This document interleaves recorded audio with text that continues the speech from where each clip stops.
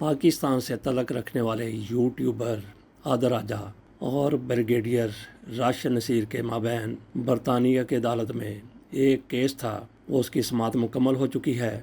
Brigadier Rashid Naseer کی طرف سے برطانوی عدالت میں جا کے یہ موقف اختیار کیا گیا کہ میری کردار کشی کی گئی ہے۔ حد کے عزت کے لیے انہوں نے 50,000 پاؤنڈ ہرجانے کا دعویٰ کیا تھا۔ کیس مکمل ہو چکا ہے، اگر پرسوں فیصلہ آ گیا تو ٹھیک ہے، اگر پرسوں فیصلہ نہیں آتا تو جج کے مطابق پھر فیصلہ 2 مہینے بعد ان کی چھٹیوں کے بعد آئے گا۔ اسی دوران ایک اور فیصلہ آ گیا ہے پاکستان کے کشمیر، آزاد کشمیر کے حوالے سے۔ یہ فیصلہ ہے، وہاں پہ بھی 2 ارکان پارلیمنٹ کی طرف سے برطانیہ کی عدالت میں حد کے عزت کا کیس کیا گیا تھا، تو اس کا فیصلہ اب برطانوی عدالت کی طرف سے سنایا گیا ہے، وہ آپ کے سامنے رکھتے ہیں۔ اس کے ساتھ ساتھ ریحام خان کا فیصلہ، جو کچھ انہوں نے کیا تھا، اور اس کے بعد جس طرح سے انہوں نے زلفی بخاری کو، عمران خان کے دوست کو ہرجانہ ادا کیا تھا، ساتھ معافی بھی مانگی تھی، وہ بھی آپ کے سامنے رکھتے ہیں۔ پہلے چلتے ہیں آزاد کشمیر میں، جو کچھ وہاں سے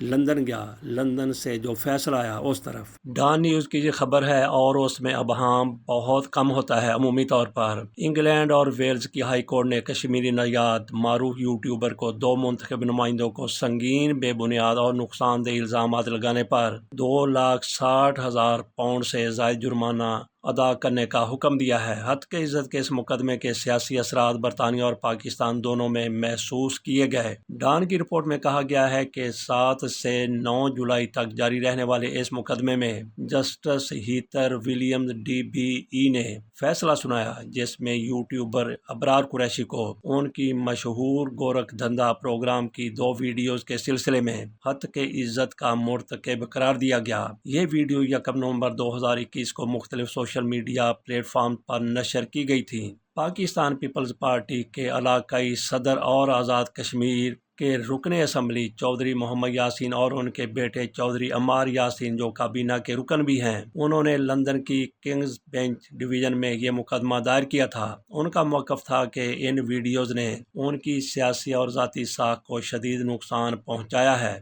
ویڈیوز میں ابرار قریشی نے چودھری محمد سبیل، جو چودھری محمد یاسین کے سابق ملازم تھے، ان کا انٹرویو نشر کیا، جس میں سبیل نے یاسین خاندان پر بلیک میلنگ، جنسی ہراسانی، تشدد، کرپشن اور عوامی اختیارات کے غلط استعمال جیسے الزامات عائد کیے۔ عدالت نے قرار دیا کہ ابرار قریشی نے ان الزامات کی اشاعت سے پہلے ان کی صداقت جاننے کی معقول کوشش نہیں کی۔ جسٹس ولیمز نے اپنے 62 صفحات پر مشتمل فیصلے میں لکھا کہ ابرار قریشی نے مقدمے کے پہلے ہی دن سچائی اور دیانتداری سے رائے کے دفاع سے دستبرداری اختیار کر لی، جس کے بعد وہ ان الزامات کو عوامی مفاد کے تحت جائز قرار دینے سے قاصر رہے۔ جج نے قرار دیا کہ ابرار قریشی نے ایک ذمہ دار صحافی کے طور پر درکار معیارات کو پورا نہیں کیا، خاص طور پر اس لیے کہ ان کا سوشل میڈیا پلیٹ فارم خاصا مؤثر ہے، جس کے یوٹیوب پر 1,90,000 سبسکرائبرز ہیں، فیس بک پر 7 لاکھ سے زائد فالوورز ہیں۔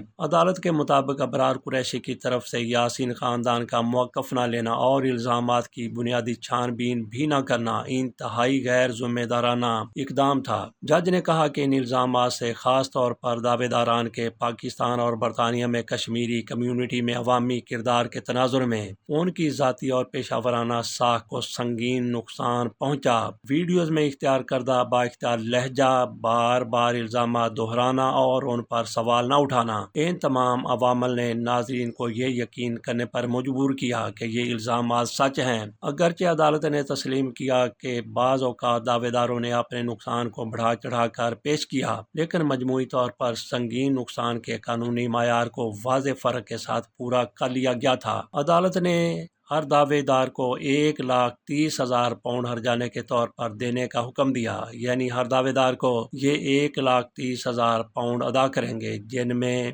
ایگریویٹڈ ڈیمیجز بھی شامل ہیں، جو ان کی ذہنی اذیت اور ساکھ کو پہنچنے والے نقصان کے ازالے کے لیے ہیں۔ اس کے علاوہ ابرار قریشی کو ہر دعوے دار کو 21,829 پاؤنڈ سود کے طور پر ادا کرنے اور 65,000 پاؤنڈ قانونی اخراجات کی عبوری ادائیگی 8 اگست تک کرنے کا حکم دیا گیا ہے۔ عدالت نے قریشی کو حکم دیا کہ وہ مذکورہ الزامات یا ان سے ملتے جلتے کسی بھی مواد کو دوبارہ شائع نہ کریں اور UK ڈیفیمیشن ایکٹ 2013 کی سیکشن 12 کے مطابق 7 دن کے اندر عدالت کے منظور شدہ فیصلے کا خلاصہ اپنی تمام سوشل میڈیا پلیٹ فارم پر شائع کریں۔ قانونی ماہرین کہتے ہیں کہ یہ فیصلہ اس بات کی یاد دہانی ہے کہ اظہار رائے کی آزادی کی حدود ہیں، خاص طور پر جب بین الاقوامی سطح پر کسی کی ساکھ کو نقصان پہنچایا جائے۔ یہ فیصلہ ڈیجیٹل میڈیا اور سرحد پار مقدمات میں برطانوی ہتک عزت قوانین کی طاقت کو بھی ظاہر کرتا ہے۔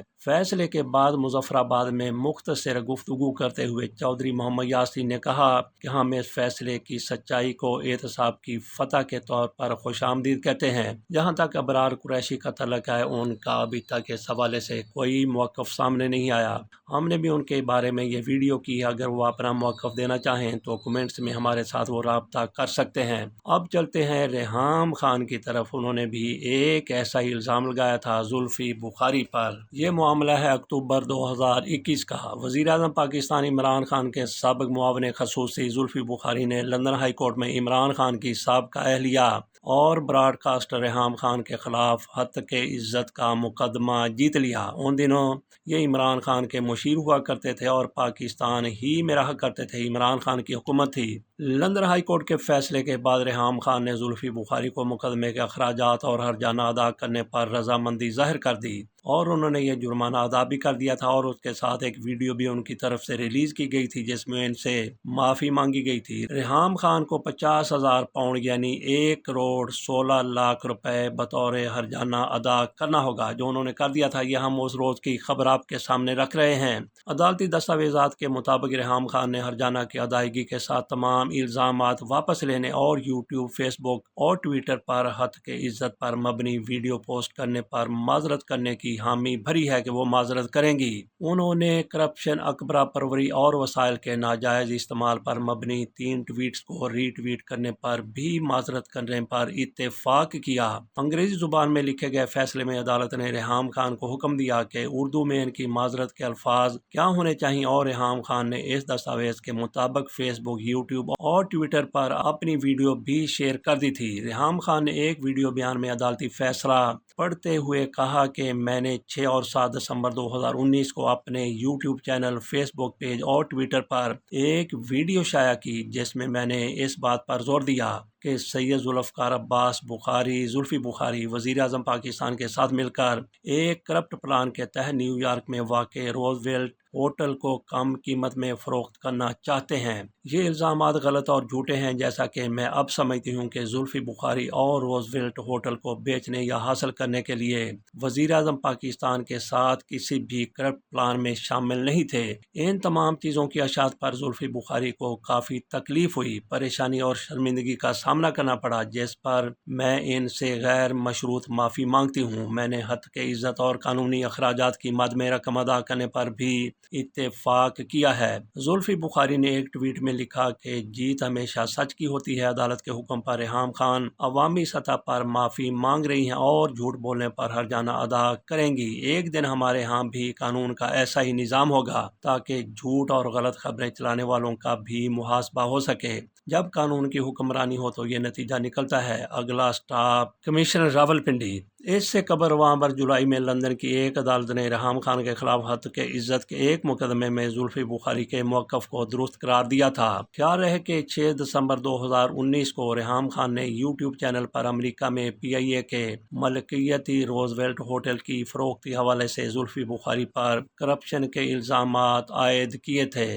ریحام خان نے نیشنل کرائم ایجنسی کے بحریہ ٹاؤن کے مالک ملک ریاض سے تصفیے پر بھی سوال اٹھایا تھا، لیکن پھر الزام لگایا کہ مانچسٹر سے تعلق رکھنے والے تاجر انیل مسرت اور زلفی بخاری ممکنہ طور پر ہوٹل کی فروخت یا کم قیمت پر اسے خرید کر اس سے ناجائز فائدہ اٹھانے والوں میں شامل ہوں گے۔ ریحام خان نے الزام لگایا تھا کہ میرے ذرائع نے جو خبر دی، اگر وہ درست ہے کہ بیرون ملک مقیم 2 برطانوی پاکستانی انیل مسرت اور زلفی بخاری روزویلٹ ہوٹل کی فروخت میں ملوث ہیں، تو یہ منتخب انصاف ہے۔ ملک ریاض کو برداشت کیا جا سکتا ہے، لیکن اس سے نہیں۔ اگلے سال انیل مسرت کی طرف سے ہتک عزت کا نوٹس بھجوائے جانے کے بعد ریحام خان نے معافی مانگ لی تھی، اپنا تبصرہ واپس لے لیا تھا اور اپنے یوٹیوب چینل سے ویڈیو ہٹا دی تھی۔ زلفی بخاری نے ان الزامات پر اعتراضات اٹھائے تھے اور ریحام خان کو ہتک عزت کا نوٹس بھیجا تھا، جس میں کہا گیا تھا کہ انہیں ہدف بنایا گیا اور کرپشن کا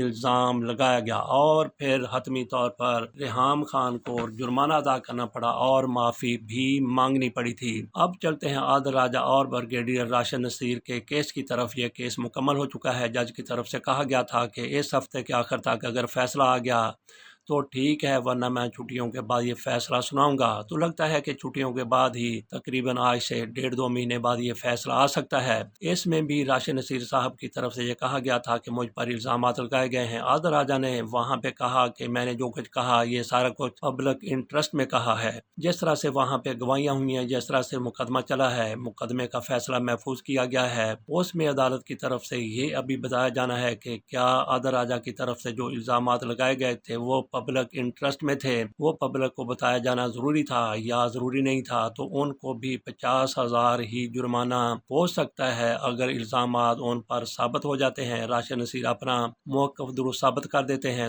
دوسری صورت میں اگر عادل راجہ کا موقف درست قرار پاتا ہے تو پھر راشد نصیر کو اخراجات کی مد میں ان کو کتنے ہزار پاؤنڈ ادا کرنا پڑیں گے، یہ عدالت نے فیصلہ کرنا ہے۔ انتظار کرتے ہیں عدالتی فیصلے کا۔ اس کے ساتھ ہی ان ریمارک کے ساتھ اجازت دیجیے کہ کوئی بھی خبر شائع کرنے سے پہلے، نشر کرنے سے پہلے یوٹیوب پر یا کسی بھی جریدے میں جس بندے کے بارے میں آپ خبر دے رہے ہیں، بلکہ جس کے خلاف خبر دے رہے ہیں، اس کا موقف لینا انتہائی ضروری ہے۔ اس سے آپ کی بڑی بچت ہو سکتی ہے۔ تو باقی جس طرح سے کہہ دیا جاتا ہے کہ شہباز شریف نے اتنی کرپشن کی ہے، نواز شریف نے اتنی کرپشن کی ہے، عمران خان نے اتنی کی گھڑیاں چوری کی ہیں، آصف زرداری اتنا پیسہ کھا گئے، تو یہ کہتے ہوئے ضرور کہہ دیا کریں کہ یہ کہاں سے آپ کو اطلاع ملی ہے، کہاں سے آپ نے خبر لی ہے، تو آپ پر اتنا بڑا الزام پھر نہیں لگتا۔ چلیے، آزاد کشمیر کے صدر سرخرو ہو گئے، اجازت دیجیے، اللہ حافظ۔